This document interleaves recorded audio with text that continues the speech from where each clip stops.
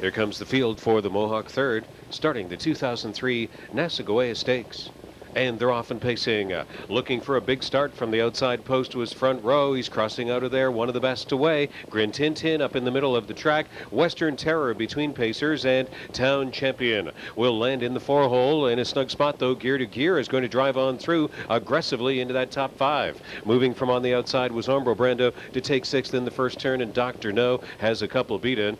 Pray for Silver is second to last, and taking the early seat was Cozy Example, trailing Western Terror to the front, getting the worst of it from three wide front row. The opening split 26-2 between horses. Town Champion is now going to drive on to the lead. The early scrapping continues. Town Champion emerges with the front for Richard Silverman. Sitting there second is Western Terror. Front row is still out there and has been out all the way on the way to the halfway point. Gear to Gear found a seam. Came to the outside second over. GRIN now bottled up in fifth. Sixth on the outside will go Brando, then Dr. No. Play for Silver and Cozy Example. The opening half in 55-4, 29-2 second quarter. Three wide the rush onto the final turn, trying to make up ground out in the three path. Gear to Gear has gone right on against Town Champion, backing away from the parked out trip front row. Western Terror reemerged along the inside. GRIN found a seam he needed and popped to the outside and is already three wide at head stretch. Play for Silver mired in the backfield. That's Dr. No along with Brando and Cozy Example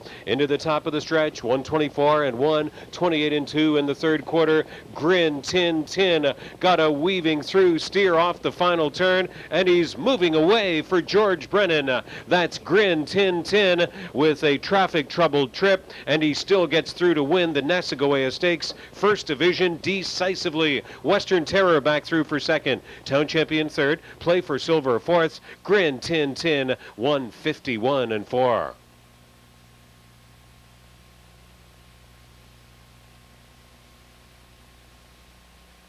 Elmerhurst Bluebird, owned by David Scharf, Thomas Kaufman, Steve Arnold, trained by Duane Marfisi, and driven to victory by George Brennan.